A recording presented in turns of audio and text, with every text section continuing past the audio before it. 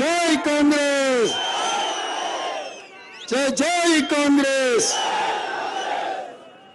మిత్రులారా, ఈరోజు శ్రీమతి సోనియా గాంధీ, శ్రీ మల్లికార్జున్ ఖర్గే గారు, శ్రీ రాహుల్ గాంధీ గారు మెదక్ పార్లమెంటు నియోజకవర్గం నుంచి కాంగ్రెస్ పార్టీ అభ్యర్థిగా నీలం మధును ఎన్నికల బరిలో దించితే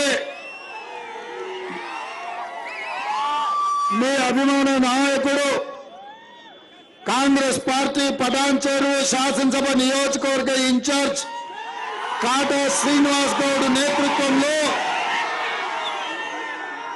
పెద్ద ఎత్తున ఈ సమావేశాన్ని ఏర్పాటు చేసి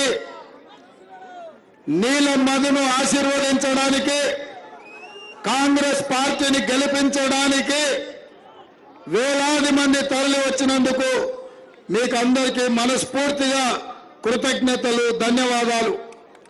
ఈ కార్యక్రమంలో నిర్మలా జగ్గారెడ్డి గారు, మెదక్ శాసనసభ్యులు మిత్రుడు రోహిత్ రావు గారు,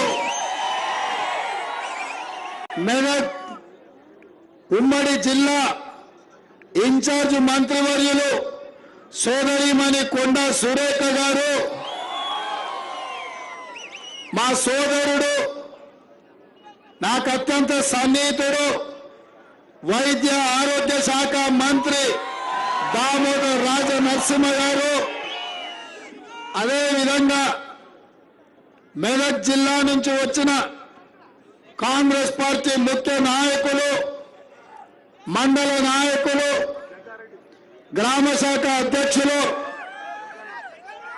ఎంతగా డాన్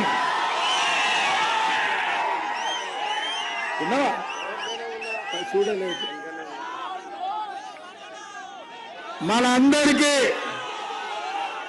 మనందరం అభిమానం చూపించే సంగారెడ్డి కింగ్ జగన్తో ప్రాణ సమానులైన కాంగ్రెస్ పార్టీ కార్యకర్తలందరికీ కూడా మనస్ఫూర్తిగా అభినందనలు, కృతజ్ఞతలు. ఎందుకంటే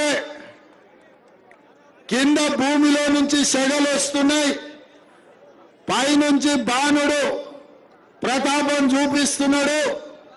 ఎర్రటెండ ఉన్నా వేలాది మంది ఇక్కడ నిలబడి ఇంత గొప్ప కార్యక్రమాన్ని ఏర్పాటు చేసినాక మీ అందరినీ చూసిన తర్వాత పటాన్చెరు శాసనసభ నియోజకవర్గం నుంచి నీలం మధుకు తప్పకుండా 50,000 ఓట్ల మెజారిటీ ఇచ్చి, అక్కడ ఇక్కడ ఎక్కువ తక్కువైనా ఏదైనా తుట్టైనా పటాన్చెరు నుంచి పూర్తి స్థాయిలో 50,000 మెజారిటీ ఇస్తారని నాకు సంపూర్ణమైన నమ్మకం వచ్చింది. నేను ఈ వేదిక మీద నుంచి నీలం మధుకు, కాటా శ్రీనివాస్ కి సూచన చేస్తున్నా, మీ ఇద్దరు జోడెద్దుల్లాగా, రామ లక్ష్మణులాగా కలిసి పని చేయండి.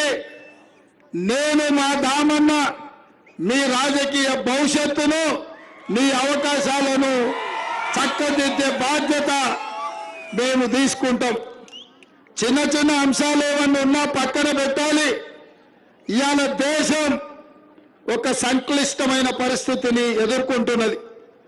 17 సార్లు లోక్సభ ఎన్నికలు జరిగితే రాజకీయ పార్టీలు ఆనాడు సంక్షేమము, అభివృద్ధి ఎజెండాగా పేదరిక నిర్మూలన, పారిశ్రామిక అభివృద్ధి ఎజెండాగా ఎన్నికలు జరిగినాయి.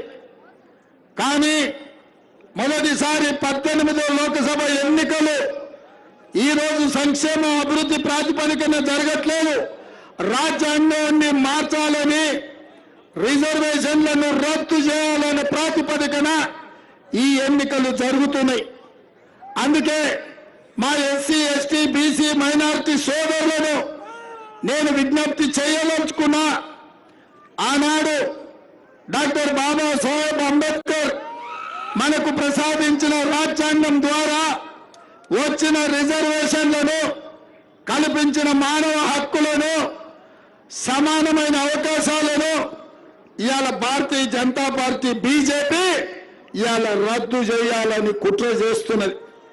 ఇదే కాదు, మతాల మధ్యన, భాషల మధ్యన, ప్రాంతాల మధ్యన, మనుషుల మధ్యన, మన మధ్యన చిచ్చు పెట్టి మనం కత్తులతోని పొడుచుకునే ప్రణాళికలు బీజేపీ రచిస్తుంది. ఇది ఏమాత్రం కూడా మన ప్రాంతానికి మంచిది కాదు.